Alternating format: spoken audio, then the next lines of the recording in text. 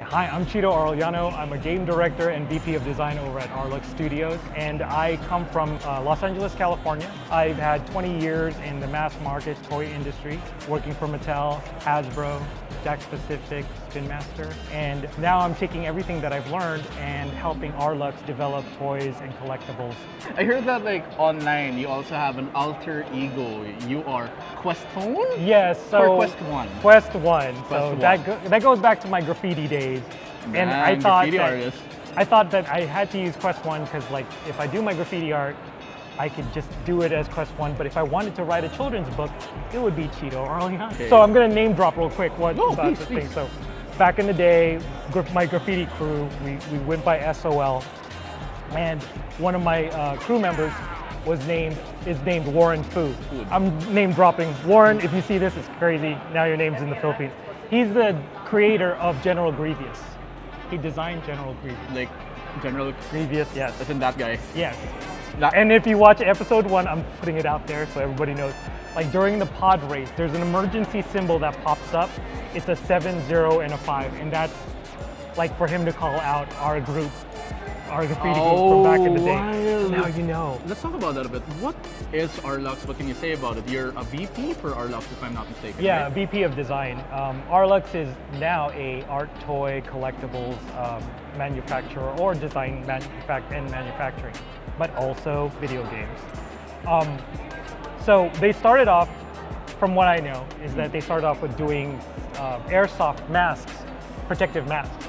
And in 2020, they started leaning more into, when we were all locked down, they decided that, well, it's like, what else can we do? Because they weren't selling too many masks because people were like not going out, having fun.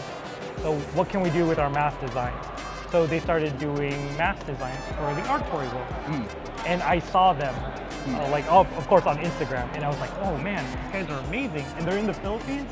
So I messaged them, just cold messaged them, just be like, hey, you guys want to work together on some stuff? Dang. And 2 weeks later, Sir Marlon Cruz called me up or texted me back and was like, who are you and what are you about? And the more we talked, we actually realized that we both liked a lot of the same things, a lot of our things that we wanted to do aligned with each other. So we decided like, hey, why don't we just start working together on some new figures, some new toys or whatever.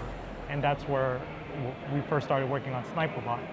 And as we were working on SniperBot, he acquired a small gaming company and was like, hey, do you have an idea for a game? And I said, yeah, like, why don't we do SniperBot?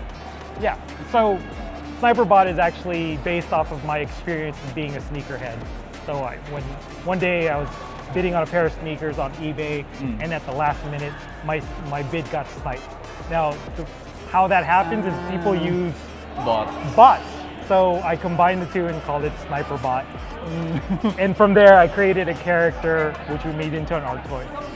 And so when he asked me about the video game, I said, yeah, let's write. Well, I have a story about me, like of this character SniperBot that you play as the bot itself, trying to snipe sneakers. But the sneakers are called hype beasts, and the hype beasts are based off of sneakers. They don't look like sneakers. They are just based off of it. For the sneakerheads that know, the names will be like, for example, Red Croctober, which is based off of the Red October, which Kanye West designed years ago, right?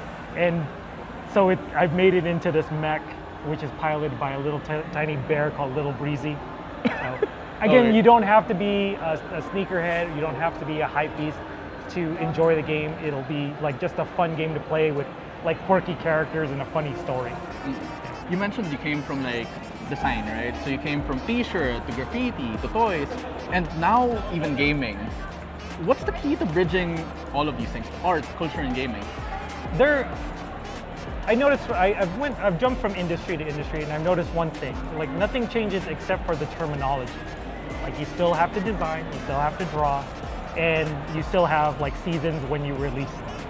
So just learning some of the terminology and some of the nuances that's all you need to know. But if you can draw, then you can learn the rest. You have so much more things at your fingertips nowadays. And you can go to YouTube, you can go to TikTok. You got like so many tutorials for yeah, everything. everything now. And for me, it was just like a learning thing where when I used to design T-shirts, I actually worked for a company called PhilSTAR, which is like a surf skate shop, and they were nationwide, and that was basically my schooling. So they taught me how to do graphic design, right? And so I learned like on the job, and I stayed hungry.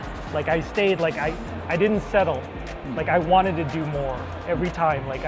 From T-shirts, I was like invited to do toys because I was doing T-shirts for a toy line called Tech Deck. They had the skateboard thing. Yeah, the fingerboard. So the fingerboard. The company was licensing out their name to a screen printing house, and I was drawing their character but in different styles. And they were Isn't that like the thumb? Yeah. The finger? Yes. You made the finger? No, I didn't make the finger itself, but I started drawing them in different characters. Just different characters. Like I would make an alien, I would make a robot, and the licensee, the person who had the license was like, I don't know if they'll like this. And then a few days later, I get a call from the art director from X Concept, which owned Tech Deck.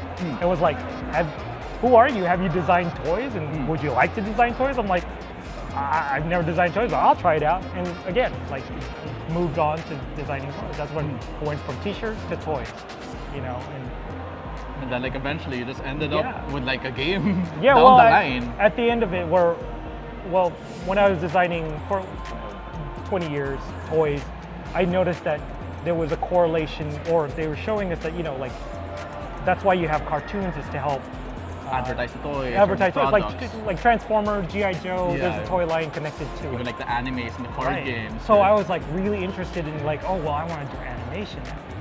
So at the last end of my career, I actually started doing development for animation for toys. So then I jumped into animation, which I knew nothing about, but I jumped in and I learned along the way. I don't know full production stuff, but at least I know how to develop a story and develop it around a toy. So the hunger was there, the passion was there, and you just wanted it, then you just did what you could to get into those things. And then video game is just I wouldn't say exactly like animation. Step A to step B, it's just down the line. Yeah, I mean, there's still a lot of for sure, video games has more steps, but it was still content that could help our toys, support the toys. So combining them together is something I'd like to do. So that's why SniperBot will be that story and the figure. It'll be super affordable, and then we'll pack it with the toy. So if you buy the toy, it'll come with the video game. It'll only be $9.99. It'll probably launch at third quarter October. Third quarter. We're trying to do second quarter 2026. Do you have any advice for any aspiring creatives that would want to be like you, or not really be like you, but would want to achieve more or achieve in the field in general? Yes. Don't do it. I hate competition. No, I tell this to everybody. Before you start designing, before you start doing all the things this seems like a boring thing, but look into the market. Is there a place for your stories? Is there a place for your character? And if you find that, design it, make it. Don't worry about the cost of it. Like if you have to make it out of mud and sticks, make it out of mud and sticks, but somebody will see it, and if they believe it in enough, they'll help you out with it. The more you engage with people about your story, even designing your toy, the more people will want to help and want to support you. Because even sneakers, the reason why I buy so many sneakers is because I follow sneaker designers. Like Tinker Hatfield, who designed the Jordan 3. You want some help to bring it up? The story behind the Jordan 3, I'm sure all the sneakerheads know, is because of this designer, Nike was able to keep Michael Jordan.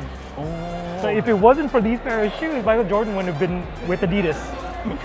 Now I'm broke, so buy my toys, please. Please. Worth it.